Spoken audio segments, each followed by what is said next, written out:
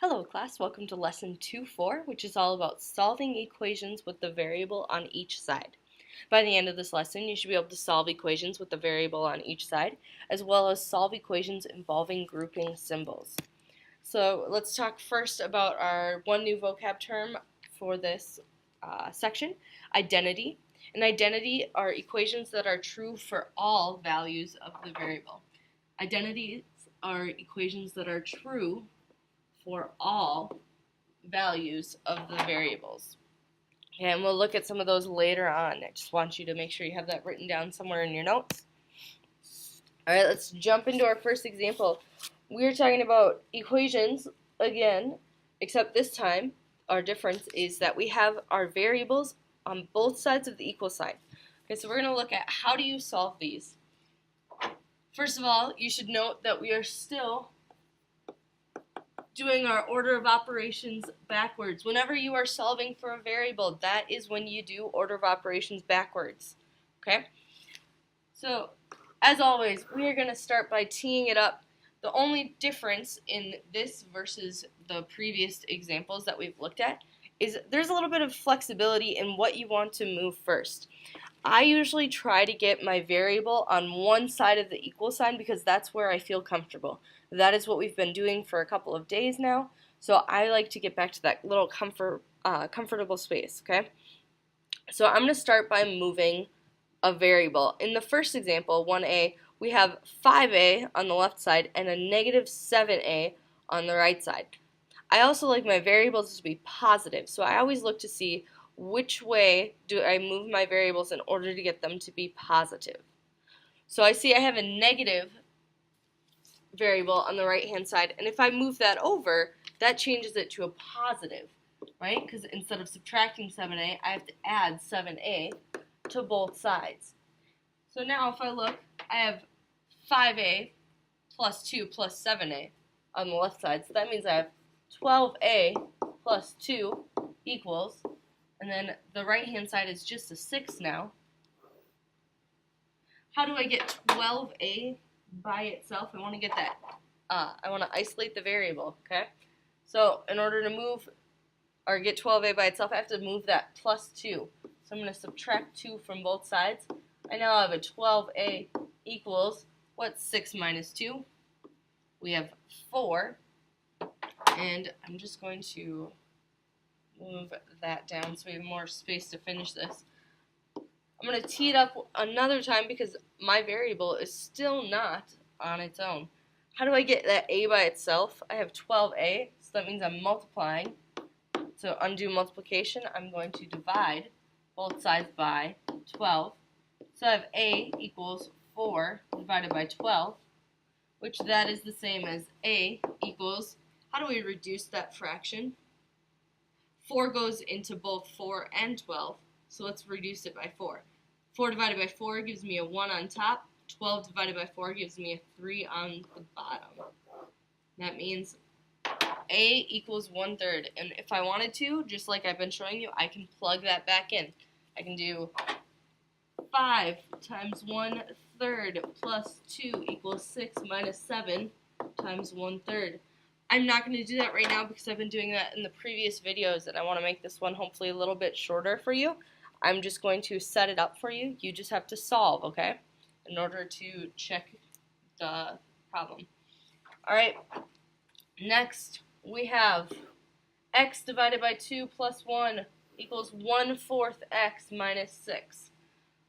Now students will look at this and they'll say, I'm not sure what to do because on the left hand side I have x divided by 2, and on the right hand side I have 1/4 times x. The way that I would solve this, the way that I would approach this, is I would actually rewrite this as 1/2 x, because that is the exact same thing as x over 2. Okay, that's the exact same thing. So 1/2 x plus 1 equals 1/4 x minus 6. Okay, now I have a fraction times x on both sides. Now, just as I did before, I'm going to start by getting my variable on the same side. Now, if I look at this, I have 1/2 x and I have 1/4 x. They're both positive. So, which one's bigger? is 1/2 bigger than 1/4, or is 1/4 bigger than 1/2? 1/2 is bigger than 1/4, so I'm going to move the 1/4 so that way when I subtract it, I still have a positive variable. Okay? If that was a too complex of a thought for you, it's like, don't worry about that. I can help you with it. It doesn't matter which one you move, you'll ultimately get the same answer. I just like to keep my variables positive whenever I can. So over here, I'm going to subtract 1/4 x. I'm going to subtract 1/4 x from both sides. What's 1/2 minus 1/4? 1/2 minus 1/4 is 1/4 x. And then I still have my plus 1 equals -6. If I keep going, I want to get 1/4 x on its own side of the equal sign, so I'm going to subtract this 1 from both sides. I have 1/4 x equals, what's -6 minus 1? I get -7. And if I keep going, 1/4 x equals a -7. So just like before, 1/4, a fraction times a variable, I need to divide by 1/4, which we've been saying dividing by a fraction is the same as multiplying by the reciprocal, which is the same as multiplying by 4 in this instance. So now I'm left with x equals, what's -7 times 4? -28. And if I go back and plug this in, if I do -28 divided by 2 plus 1, that should equal 1/4 times -28 minus 6. Okay? I'll let you check that. I've already done so. That's why I get to skip this step right now. I want you to try to solve this one on your own. Hopefully for this example, you ended up with 2 1/6. 2 1/6. If not, be sure to ask for some help or go back and check your answers and figure out where you maybe made a little mathematical error. Alright, let's look at our next example. So, on these examples, we have a variable on both sides, but we also have parentheses with a number outside of the parentheses. So that means we have the distributive property as well in this instance. So the way that you solve these is first, I'm going to just write this at the top, but the first thing you do is you actually distribute. You want to get rid of your parentheses. So let's get rid of our parentheses. Let's rewrite this. We have 8s minus 10 equals, what's 3 times 6? 18, and then 3 times a -2s is -6s. Okay, now it looks just like the example from the last page. So I'm going to start by teeing it up. I want to get my variables on the same side. I have a positive 8s on the left and a -6s on the right. So if I move that -6s by adding 6s to both sides, I have a positive variable now. I have 14s minus 10 equals 18. If I tee it up again, and I want to get that s by itself, so I'm going to add 10 to both sides. Now I have 14s equals 18 plus 10 gives me 28. If I tee it up again, I have 14s equals 28. So 14 times s, undo multiplication with division. I divide both sides by 14 now. And I have s equals, what's 28 divided by 14? 2. So the answer would be s equals 2. Okay. I'm going to shrink this a little bit so I have more room to work on the next one. Okay.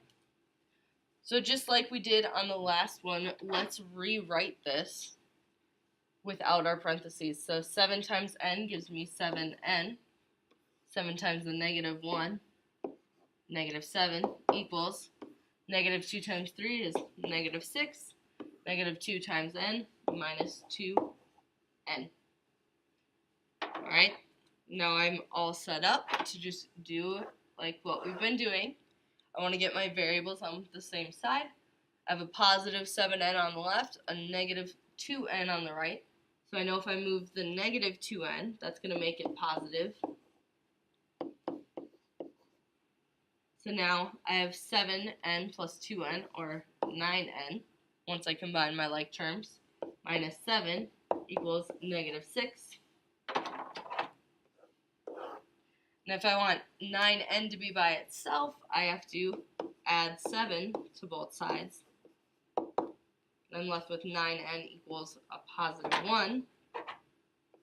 And to get n by itself, I have to divide both sides by 9. So I'm left with n equals 1/9. And it is okay to get fractions as answers, okay? That is going to happen. That doesn't mean your answer is wrong, so don't freak out. It is okay to get fractions as answers. Why don't you go ahead and try to solve this one first. Remember, get rid of your parentheses first. Hopefully for this one you ended up with an answer of 36. If not, be sure to let me know or ask a friend for some help. We'd be happy to help you. Okay, example 3. We have, looks like a couple of different variables on the left-hand side, and then one variable on the right-hand side. So let's start just like we did in the last one. You get rid of your parentheses first. So that means we have 7x plus 5x minus 5, because 5x minus 5 equals negative 5 plus 12x. Okay? Now if we look at this, let's combine our like terms. We have two variables over here, so 7x plus 5x is 12x minus 5. And then nothing that we can combine over here. But I'm looking at both sides of these equations, and they look oddly similar. I have a 12x and a 12x. I have a negative 5 and a negative 5. It's a little interesting. I have the same thing on both sides. Whenever this happens, this is called the identity. It doesn't matter what number you plug in, you're going to get the same answer. So if I do, let's say x equals 1, just because that's easy. 12 times 1 minus 5, does that equal negative 5 plus 12 times 1?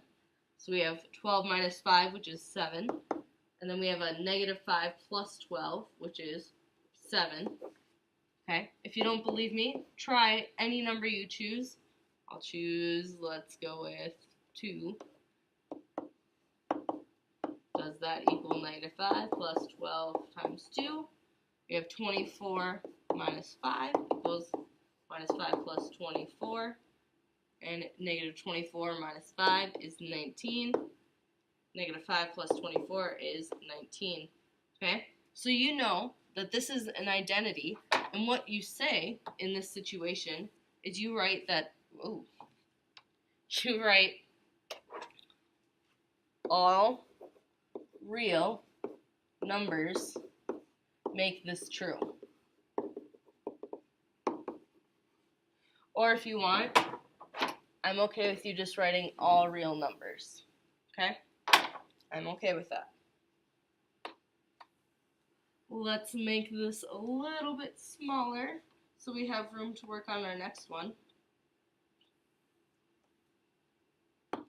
Okay, now, just like with the last one, we have to start by rewriting this. So now we have, this becomes 6y minus 30 equals, then we have 20 plus 6y. Okay, so we don't have the same thing on both sides. But if we look, so let's start by solving it, just like we have. Let's get our variable on the same side of the equation. They're both positive, so it doesn't matter which one I move. If I do that, then I'm left with, these go away, 6y minus 6y, and then on the left-hand side, 6y minus 6y goes away. That means I'm left with negative 30 equals 20. Uh-oh. Did I do something wrong? Did I skip a step anywhere? I started by distributing, rewriting it, and then I started by moving variables so they were on the same side. And I ended up with negative 30 equals 20. I didn't make a mistake. This will happen sometimes. When this happens, where you have one number equals another number and it's not true, this is what a situation where we write no solution.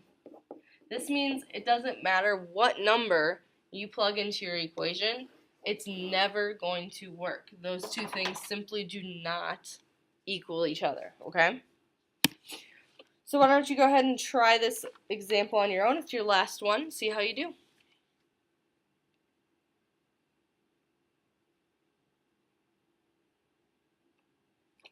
Alright, for this one, you should have ended up with letter D, or no solution.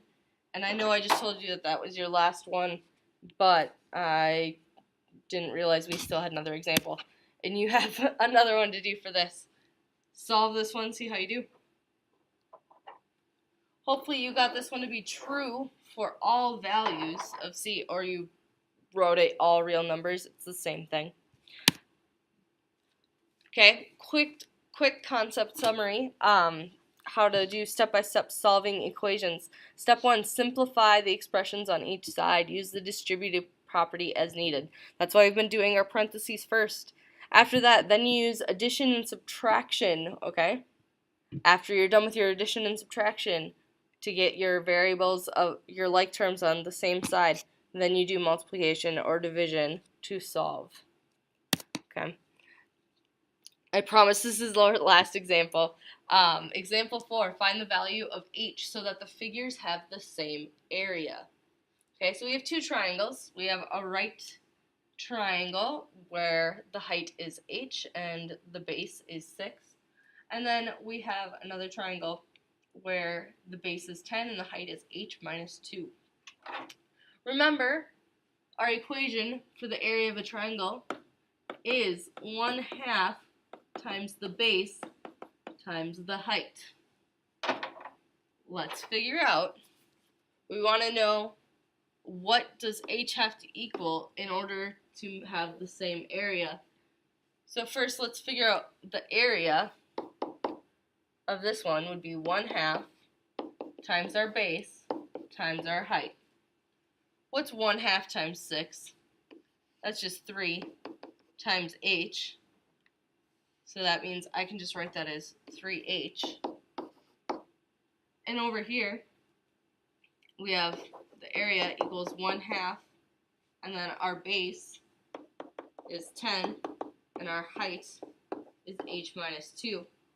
So let's start with 1/2 times 10 is 5, and then we have h minus 2,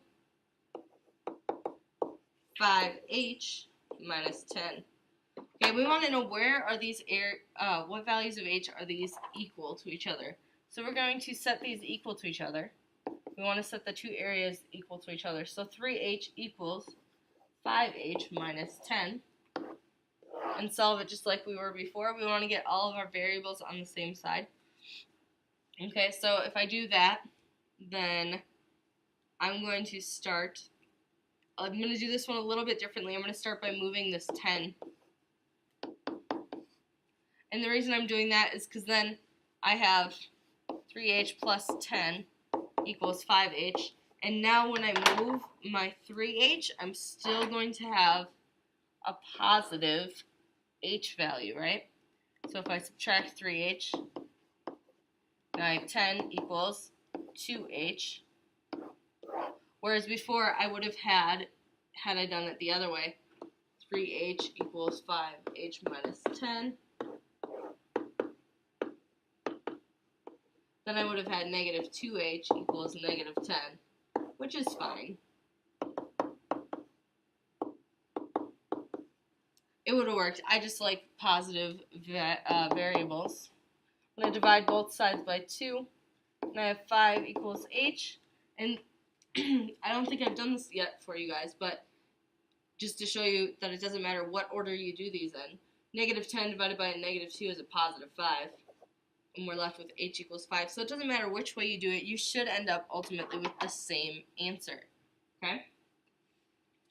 So the areas of these two triangles are equal when h equals 5. Okay, this is the last one you have to do, I promise. Go ahead and try it. Hopefully you said x had to equal 2 on this one. If not, be sure to ask for some help or go back and watch the last example. If you have any questions on anything I covered today in class, be sure to let me know. I'd be more than happy to help. I hope you have a good night. See you tomorrow.